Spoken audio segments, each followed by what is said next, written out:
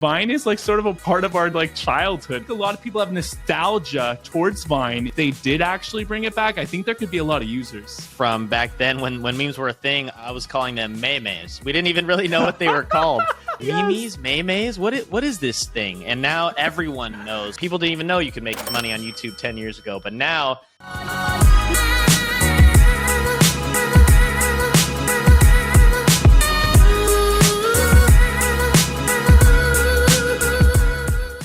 Welcome back to Dreams Life Can Buy. My name's Tommy Jordan. There's my good friend Darren, Kriz. And today we have another amazing episode for you today. We got some exciting news. Our boy, I was going to say Tony Stark, AKA Elon Musk. That's what I think of whenever I think of Elon Musk. Yeah, I guess he's our boy. Stark. We'll consider him a close friend. Yeah, you had dinner with him last night. So... what's he planning to do with Vine? This is pretty big news, especially if you're an entrepreneur or a creator and you're in this space or want to be in this space. What's going on with Vine, Darren? What are we seeing?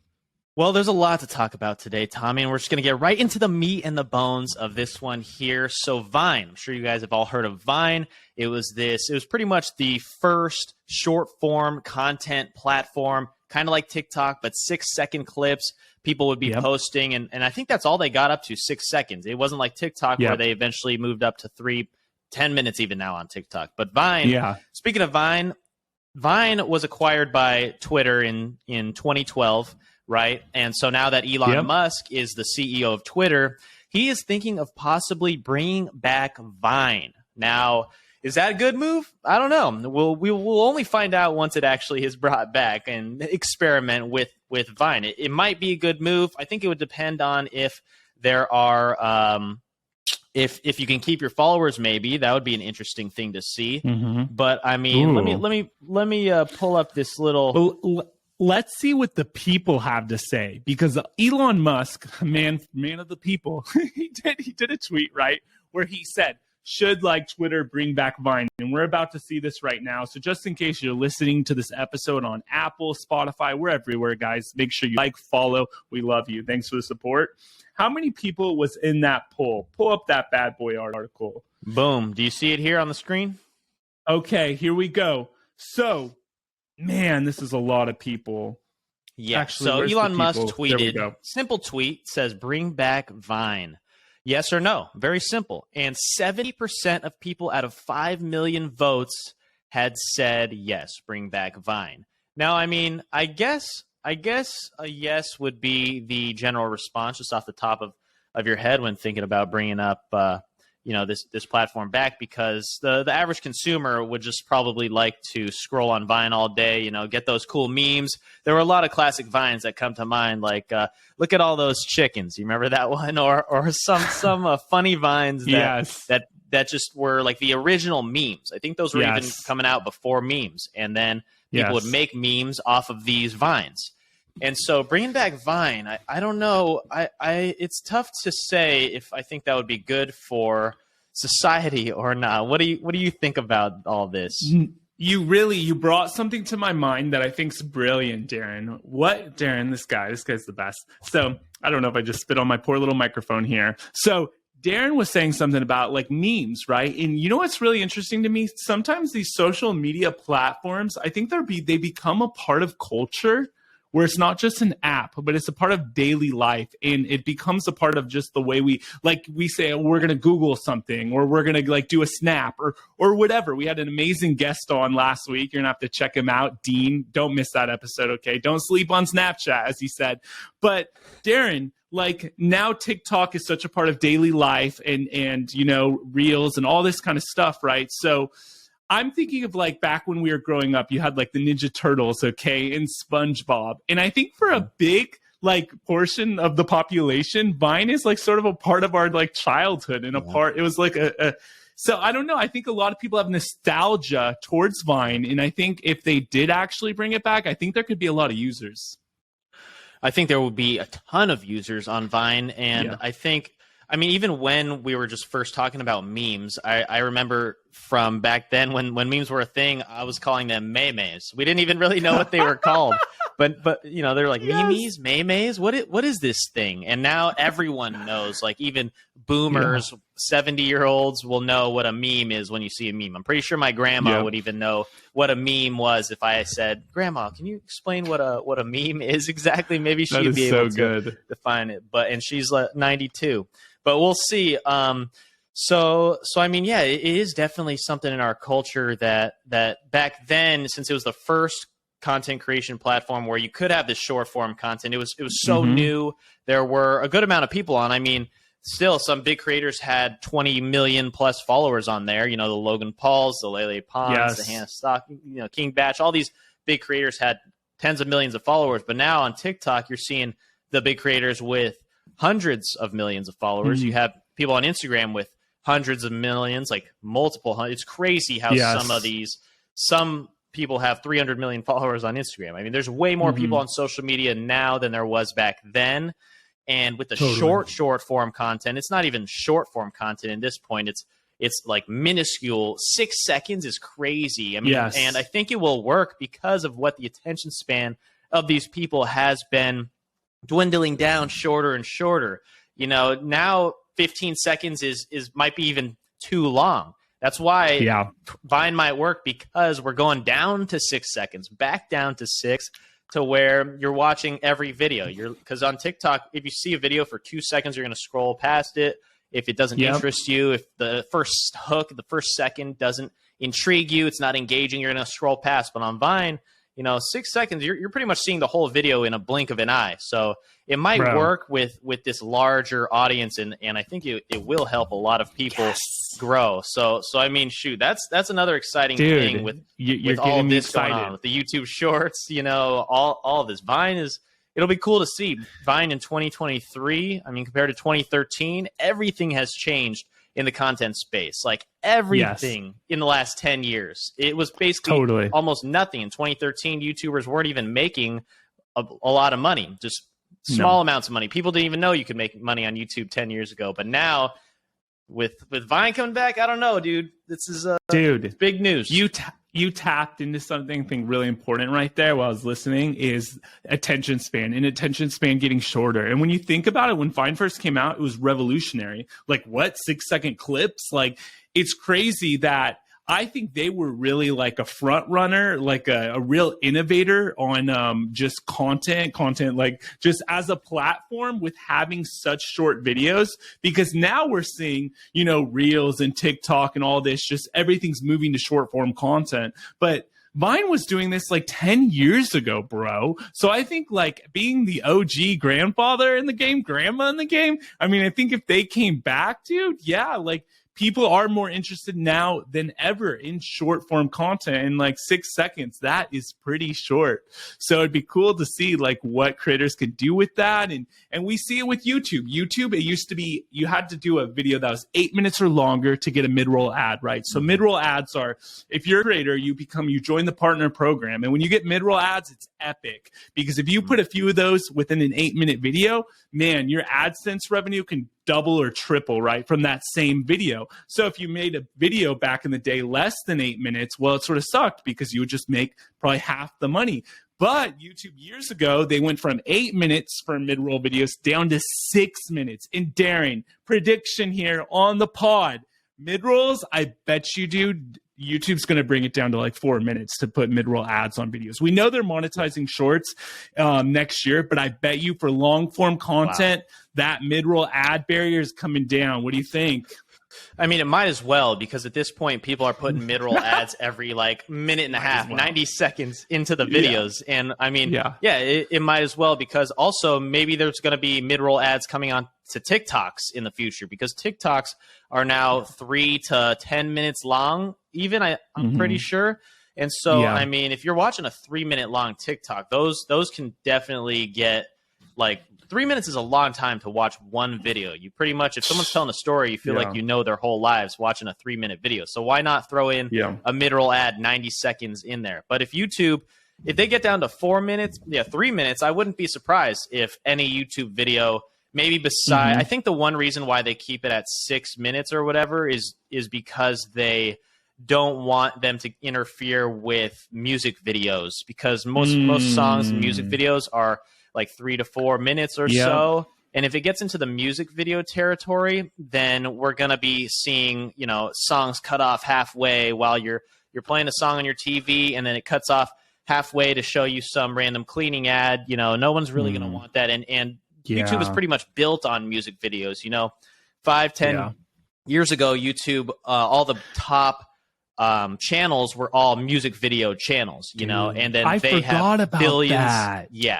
Yeah, if you look it up, I'll bet you in 2012, all the top channels were Rihanna Vivo, Justin Bieber Vivo. You know, remember? Vivo, we went from being on MTV in the early 2000s, right, to then YouTube became the place to watch all your music videos. Like, how crazy it seemed like is that? change happened so seamless. You know, it just went from MTV, you know, I remember just Saturday morning as a kid watching MTV music videos all morning. They're just playing, and it's just, you know, it was awesome seeing Chris Brown in 2009 just on these music videos or whatever. And then they all went to YouTube, and everyone's like, okay, I guess YouTube is the place for music videos now. But yeah, I mean, if mid-rolls interfered with music videos, which is a main hub, also music videos I think are have the lowest CPM of any niche on YouTube. Videos, I mean, music or music videos have like a 1 CPM. So if they put a mid-roll ad in a song, I don't know how that would really work with songs in general. They might not want to mess with that niche, but 4 minutes, I don't see. I see 4 minutes being possible with any other like random type entertaining video on YouTube. I mean, if my toddlers were listening to, like, you know, The Wheels on the Bus, and that song cut off halfway, like, dude, there would be hell to pay. Okay, that's like our babysitter when we need a break. So hopefully they don't do that. So on that same note, right, Elon's doing some other interesting things, such as, what's this $8 blue checkmark thing he's talking about? What is this $8 blue checkmark thing? You know, Elon has, you know, since he's really been saying a lot since he has acquired Twitter, since he's become the CEO. He's been tweeting all the time. You know, you would think he was the president as much as he's tweeting right now. But he is saying currently that at first he was saying that he would be charging $20 a month to have the blue check mark, to have verification on Twitter. But then he has recently shortened it to $8. And a lot of people are complaining about that. People that are verified are, I don't know. I mean, at least I see it. I don't know how many there are, but the people with big followings, like, for example, Stephen King was a guy who came right back at him and was complaining. He said, I'm not going to pay the $8 or whatnot. But it's definitely interesting because, I mean, how many verified people are there on Twitter? There's got to be tens of millions, right? Or something like that. Yeah. And so $8, it's going to be, it's an interesting thought of initially. And he already said it's happening, I'm pretty sure. I don't think he's straying away from it. I don't think anyone's going to convince him otherwise. But yeah, what do you think about this? No, I think you nailed it. I mean, it's interesting, like, he does have some plans with that, why he's charging. He's saying in this tweet, okay, why? He said, you're also going to get priority in replies, mentions, and search, which is essential to defeat spam and scam, ability to post long video and audio, and half as many ads. So, I mean, it's interesting. I mean, we'll have to see what happens to that. I mean, I'm more excited, of course, with what he's planning on doing with Vine than the $8, check mark thing. Yeah. But regardless, if he makes Twitter more profitable, and they could start, I don't know, be spreading out to other things. Like, I don't know. We'll see. I mean, you would never have thought, TikTok would come out of nowhere and just dominate and give YouTube, a run for their money. Like, who would have ever thought? But, hey, anything's possible at this point. Yeah, I mean, you never know where he can take it. I mean, he just acquired it. He's a super innovative person, maybe one of the most innovative and smart people on the planet, honestly. And if he thinks this is a pretty good idea, and I like all of those benefits that you get out of it too. And it's not like anyone can get verified. It's very hard to get verified. I know lots of people with hundreds of thousands of followers that still can't get verified for various reasons. So it's not like everyone is just getting handed out blue check marks and everyone's going to have to pay $8. If you have a blue check mark, you probably have a good amount of online articles representing yourself in a good light. And so it's, and I'm sure they should, it's not going to crush anyone's wallets either with a blue check mark that are, if you can do business with your following, then you can afford that $8. So I think it's interesting. Yeah, no, I agree. I think it's really interesting. Another interesting thing that we were talking about, and it goes into the whole Vine and short form content, is YouTube Shorts. YouTube announced that that's coming to televisions. So they're rolling out, a kind of vertical format where you could sit on your television and watch YouTube Shorts. And I think this goes into what we've been talking about, how Shorts is it's going to take off. I mean, Google's putting a lot of money towards this because they have to fight off TikTok. TikTok's taking market share, and, they're planning to increase ad revenue splits, early next year. And then now it's interesting. They're rolling it out on television. So and a lot of stuff we talk about, in these episodes, such as his Vine coming back and all these different things, are because as a creator, as a business person, if you have that first mover advantage, like we've seen with creators on TikTok, you could explode your business. You could explode your following by being current and up to date on what these trends are and what these different platforms are doing. If you could get on there and be one of the first ones just to start posting. I mean, Darren knows from, your big following on TikTok. Mm-hmm.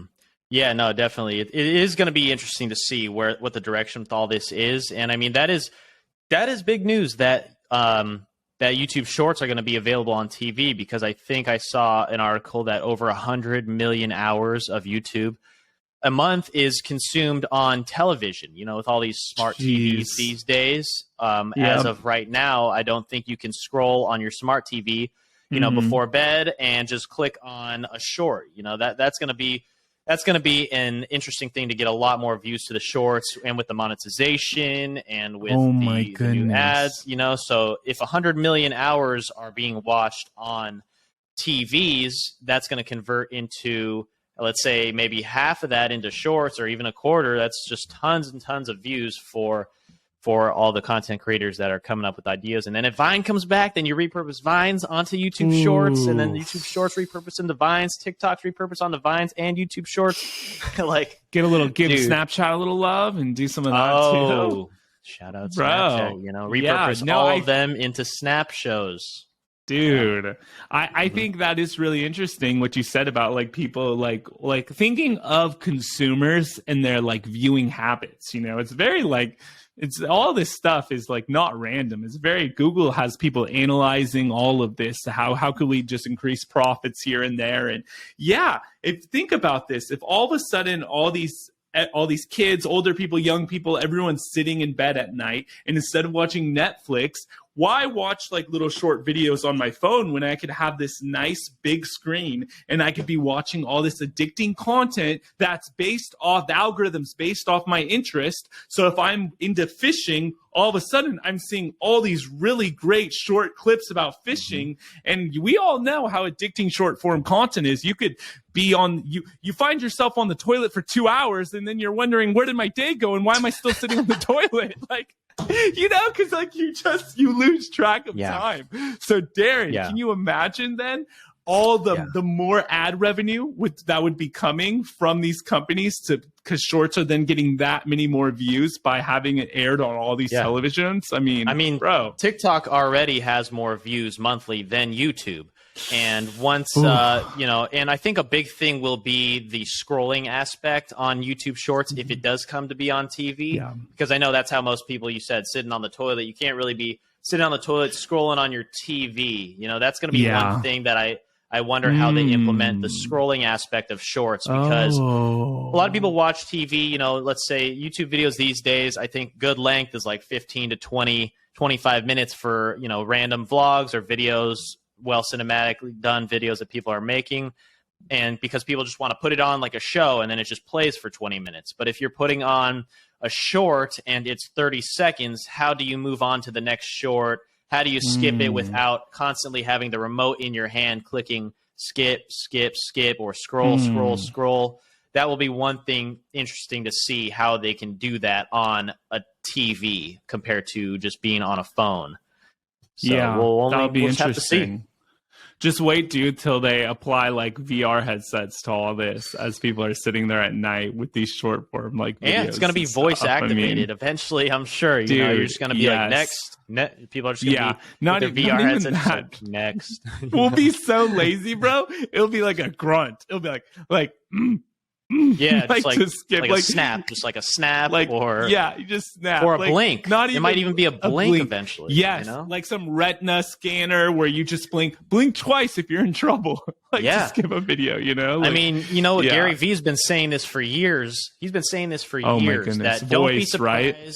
Yep, voice activated systems. He says he says don't be surprised if in a couple of years everything is ordered. You know, first of all, through Amazon, everything is ordered. One click of a button, buy now, done. It'll be at your house that day or the next day, which is already insane technology.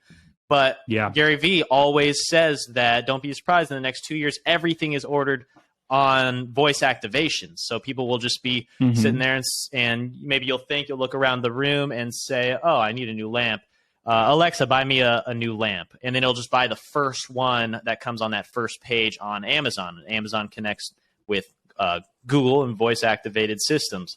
So, and then also holding that spot for if we're talking about the companies and the brands and the ads that are holding that top spot, that will also be a dogfight as well. So now that's a completely different conversation, but that's also going to be interesting to see with where this future of technology is headed.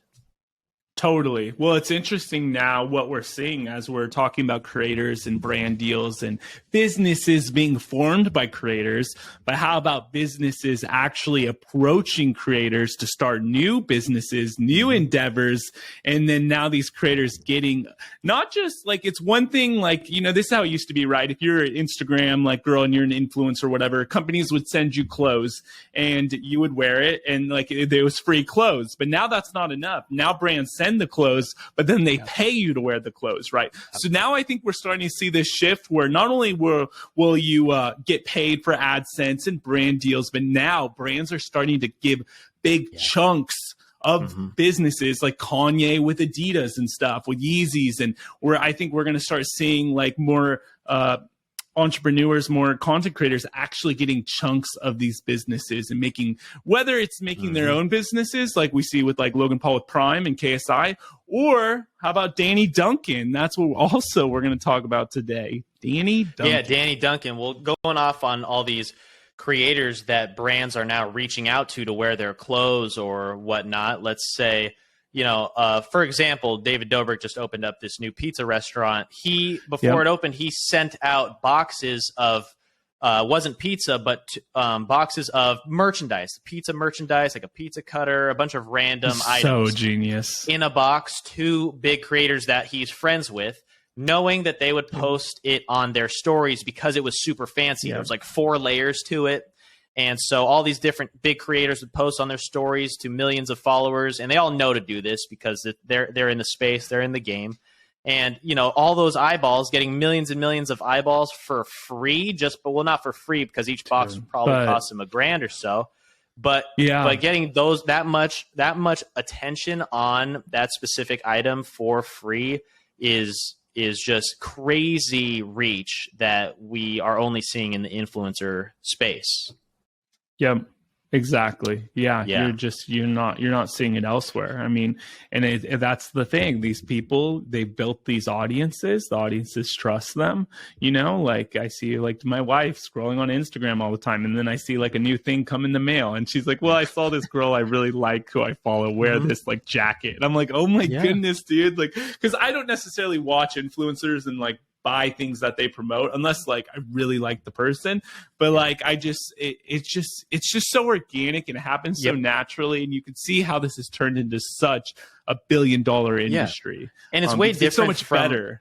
Yeah, it's way different. These influencers or these, YouTubers are different from actors or athletes even because they are authentic. They're literally themselves online. If you went up to Leonardo DiCaprio in the streets, who are you meeting? Are you meeting the Wolf of Wall Street? Yes. Are you meeting the Catch Me If You Can guy? Are you meeting, the Revenant? I never thought about that. But on YouTube, if you see Logan Paul on the street, you are meeting Logan Paul, the guy you know from his podcast, as being himself. You're meeting these guys because they're not pretending to be any. Well, obviously they're putting on a little bit more of a persona for the camera. You have to when the camera's on. You act a little bit more outgoing or a little bit different version of yourself, but you are still you. You're authentically you on these platforms on YouTube, and so that's why consumers like and trust these people more because they feel like they already have a connection to them. They already feel like they know them. So they want to support them as their friend. They are their friends. They're hanging out with them every day, watching their content, watching what they create. So that's why they feel like they have to support them if they have another business venture coming out. That's why we're going to see so much more creator brands coming in the future.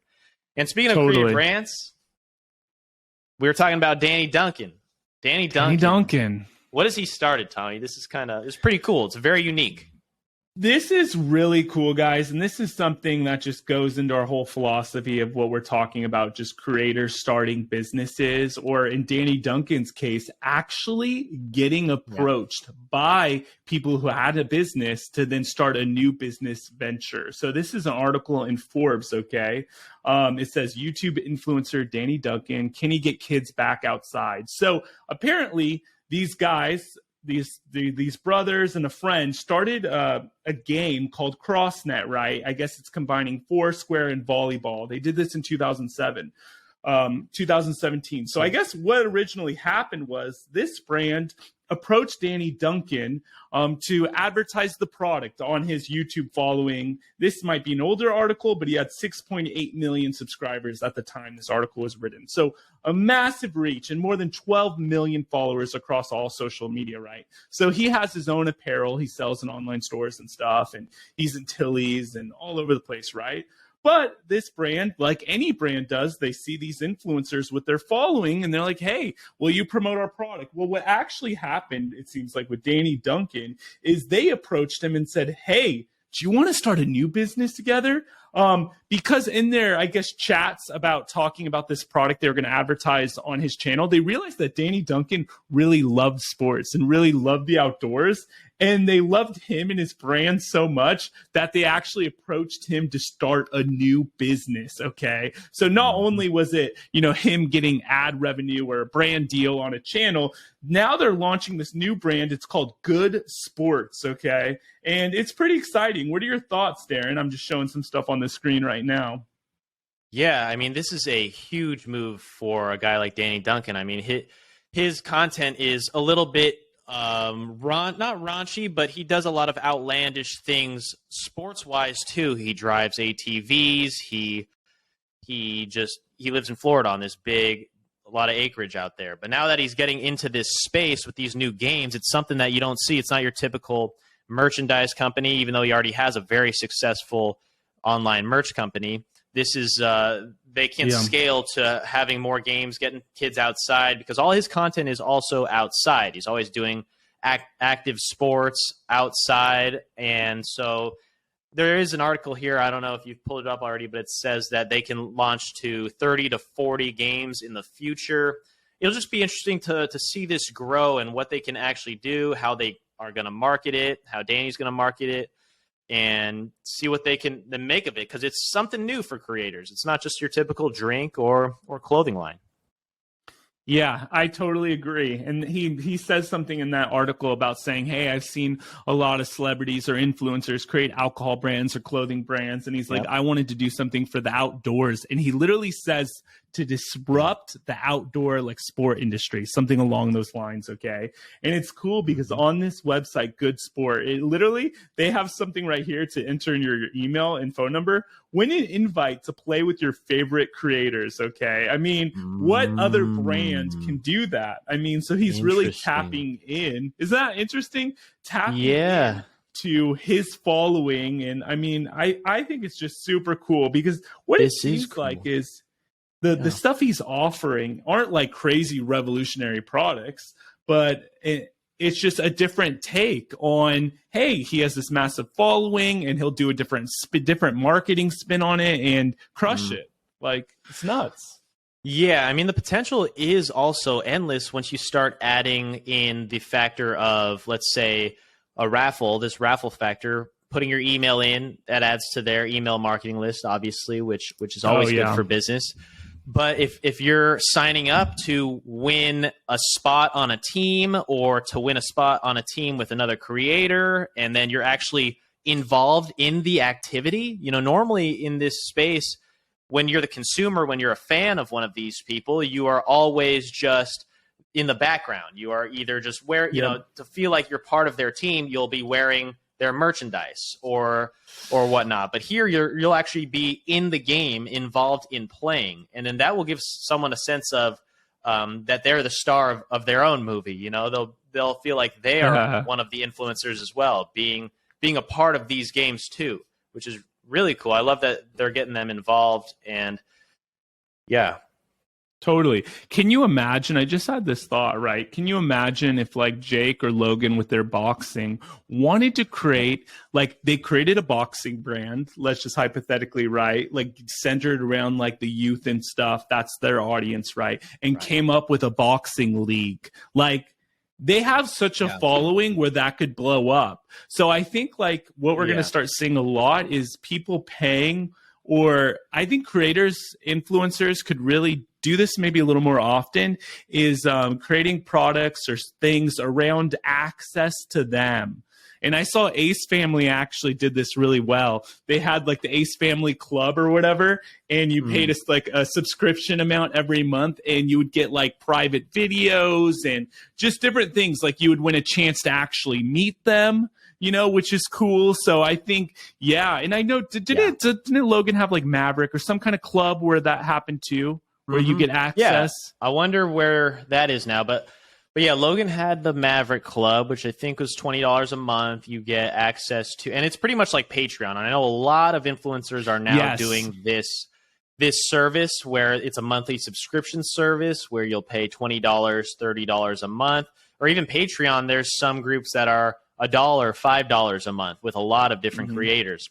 And it's just another way to, the benefits of it, let's say, are getting exclusive content, they always say, or early access to content, or be involved in a Discord group, things like that. And a lot of creators are doing this. I know, so Logan Paul's Maverick Club, they're doing it $20. Full Send has a club also for $20. Yeah. And I'm sure a ton of these big creators have just random clubs, groups online that they can get access to. Full Send had a club that gives them a day early access to merch. Like, I wonder if they do that, but that would be interesting route to go because they could sell out merch quick, and then everyone that's buying merch, it's like doubling down on getting that too. If you want to get early on the drops, which they're already making tons of money, but even if you're making tons of money, you got to figure out ways to scale it and leverage the following into different business aspects. But yeah, the monthly subscription service is something that we will be seeing a lot of as well. And it's just hard to come up with the idea. Well, not hard, but you got to think of different ideas to where the fans really think that they're getting a good bang for their buck every month. I remember Logan actually, when he was doing Maverick Club, I don't know if he doesn't promote it anymore in any of their podcasts, but I think they were giving away like $5,000 a month to a random person that was in the club every month. So that's just one reason why people would sign up and be like, oh, maybe I'll be that lucky winner. It's just like a lottery too. So yeah, that's pretty huge. So it's interesting what Danny's doing here with the business. So one, he started out just advertising for this company, and then their ethos sort of matched, and they said, hey, why don't we create a new business together, right? And then on top of that, let's leverage your existing influence, your base of fans to be selling these products. I mean, and it's genius. And then go a step further to, hey, how do we build our marketing list? How we, traditional business kind of things, components, how could we leverage your influence to build a email marketing list quicker? I mean, So, well, why don't we just say they could have a chance to, play a game with you as an influencer? I mean, dude, it's really genius. And that's why the space is so limitless. I mean, the sky's the limit. It's so easy for them to just come up with, like, just have one slot of that monthly service give them the chance to win a meeting with them. That's enough, I feel like, for anyone to want to join their favorite influencers $20, $10 a month group if you have that chance. Yeah. So it's interesting. And I know there's different tiers for it. I know Graham Stephan for their podcast, they have like a tier in Patreon where I think it's like $500 a month. But on that tier, it's like he called a guy on the podcast with like 500 that paid. He's like, "You're our first guy who signed up for this top tier. Why did you do it?" He's like, "I don't know. I just love you guys." Like it's funny. They have like 10 people on it now or whatnot. But there are a bunch of different directions that they could go with it. Maybe have one tier that's $10,000 and then get that, and then have that tier be you get to be on the podcast. They could do. They can do endless things with it. That'd be sick. And I think, one, it's like, it makes sense with economics of it. But two, I think people really like to see creators that really love on their fans, because you see like Mr. Beast in all of his videos, who's in his video getting money, getting the giveaways and all that. It's always like his subscribers and stuff. And even when I think of some of the biggest TikTok creators, dude, like right now, that one guy who goes up, "Hey, what do you do for a living?" to like supercar owners, Daniel Mack, right? Yeah. Like, people love that interaction between a creator and strangers. The guy we were recently talking about who's on the streets of New York asking people, how much do you pay for rent? And then he goes into a stranger's house. Like, something about this maybe third wall being broken down, or this other dimension where instead you just have like the creator and the audience on the other side of the screen.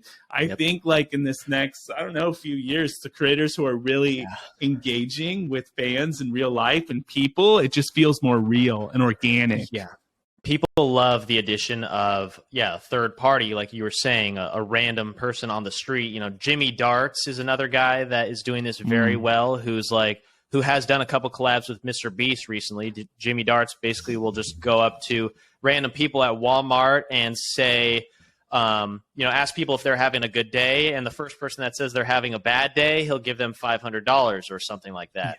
Yes. He's made really good videos. I've been liking this guy's content a lot lately, and he's figured out a way to leverage and be like a smaller version of kind of Mr. Beast in a way. Because I know when people are now seeing Mr. Beast and all of his videos, he's giving away like $100,000 minimum, $1 million minimum, and people were thinking, "Oh, I can't do a video where I give $100 to someone because it's so minuscule compared to what other people are doing." But if you figure out creative ways to go about it, it's still great to give back to people and to a random stranger, see their reaction, and if it's authentic, if it's actually authentic and not fake for online purposes, people will just love to see good in others online, because these days all we're seeing online from mainstream media is just negative news. And if you're seeing positive news, lighthearted videos, people are going to be attracted to that. Totally. And that's something actually really interesting you just tapped onto. It's really funny because when you look at, this is so good.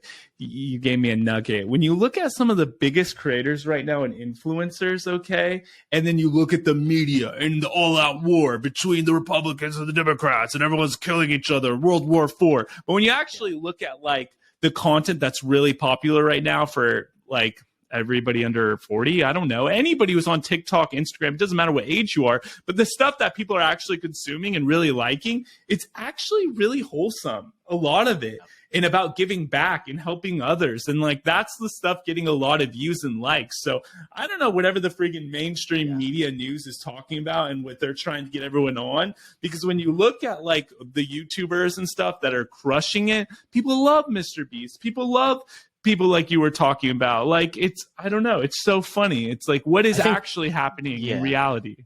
Exactly. And people don't realize that. They just think what they see on their screen in their box, a box being their house, is that all there is in the world. I thought that was the television, like a word for the television. Look at this, that box. We're on our smartphones. There are no boxes anymore. They're all just thin, flat screens. But people think that that's all there is in the world. They don't actually go outside and talk to real people in the world. That's why people think it's so genuine to see a stranger interacting with another stranger, because the majority of the people are stuck in their house or stuck in their office. They don't interact with random people in the day-to-day world anymore, because you're already seeing it. You think you're seeing it. You think the world is bad because that's what the news wants you to know, wants you to think. But if you're actually going out there talking to people at the grocery store, you will find out that a lot of people are just like you. They think the same way. They're genuine. They want to have genuine connections with human beings, genuine relationships. And I know a couple other creators that do what you were saying very good, to where they seem authentic, to where they don't seem too like salesy, too kid friendly, but they also, all their content is formed around giving back. Danny Duncan, we were talking about, he does that a lot because he gives back. One of his recent videos was he went to Florida and gave back to everyone that their homes were torn down in the hurricane.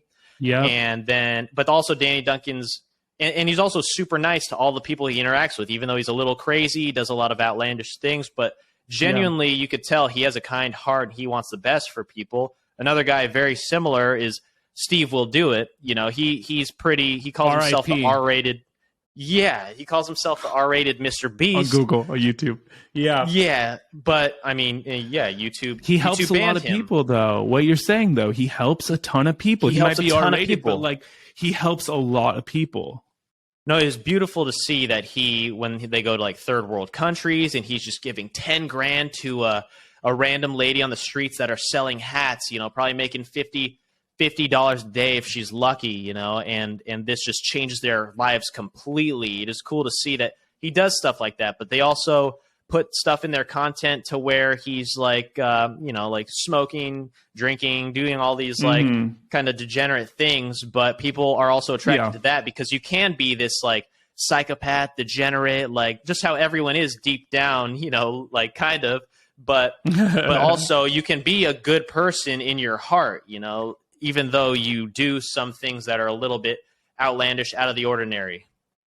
So I mean, Steve Will Do It. He got banned on YouTube. It's a shame to see why they even.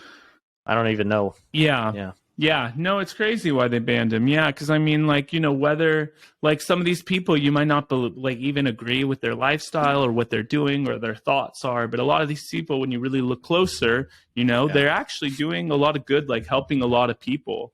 So I think that's I think one of the things you were sort of talking about is like people want what creators offer people that modern day television shows and movies and celebrities and the whole Hollywood kind of system is. Creators and influencers, that create content, they offer human connection. And I think the creators going forward that could really connect with other human beings and show it on camera, like in a real, authentic way, are going to be the ones who really win. Because at the end of the day, like Darren's saying, whether you're at the grocery store, like all of us are just looking to connect with one another, feel understood, and, and see people for their flaws and all, Yeah.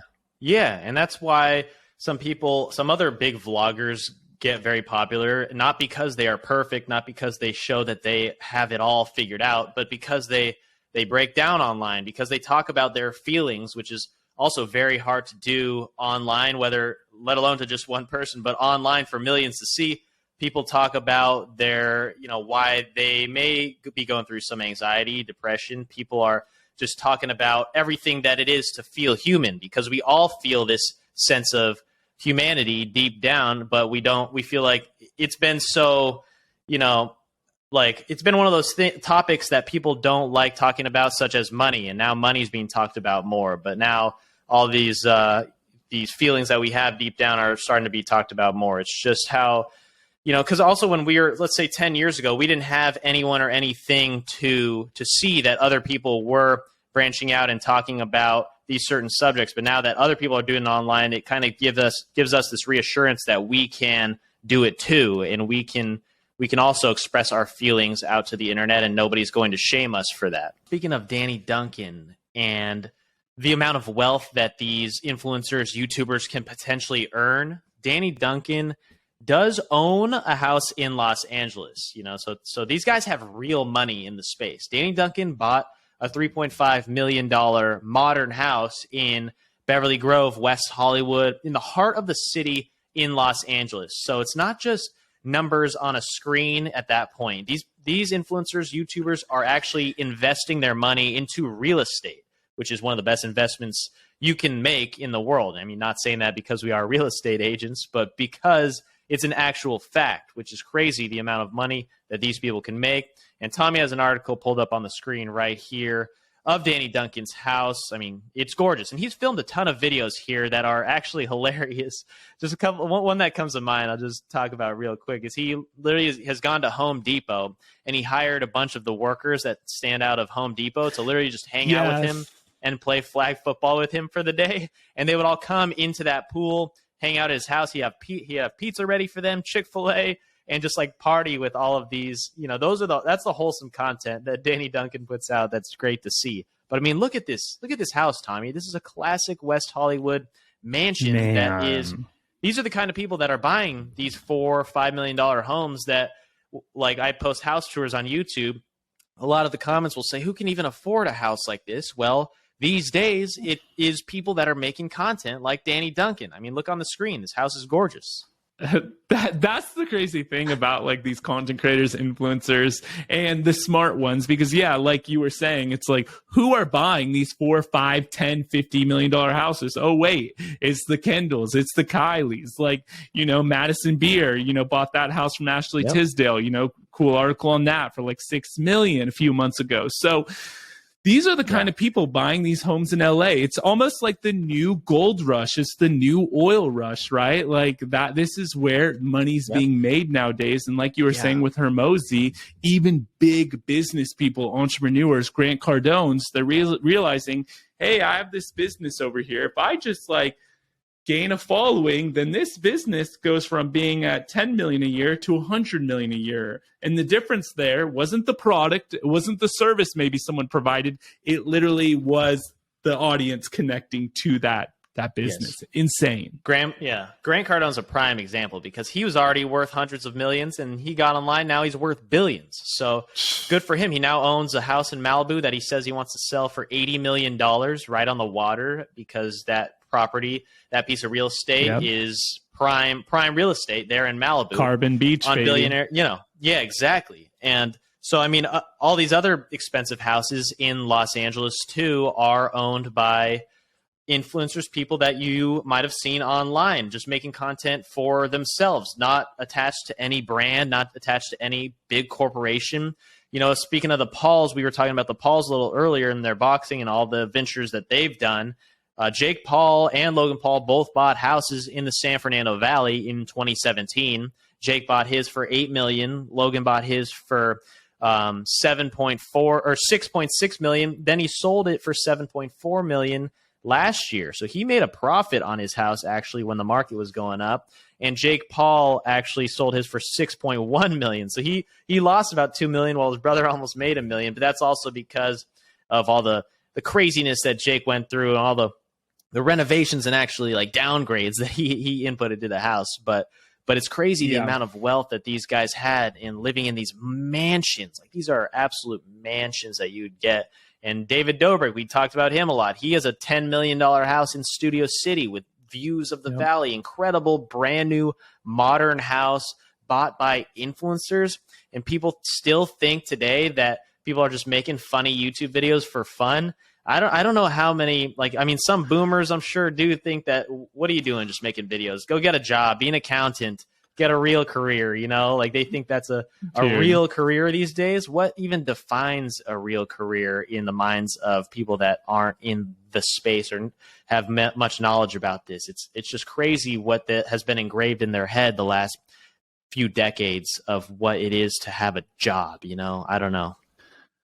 I know how easy it is nowadays to make six figures by putting out content, and then having even a very niche channel or niche business around it is ridiculous. Yes, it will require hard work and it will take a couple of years, but that's just as hard as someone who's cleaning carpets, or the person who's a housekeeper.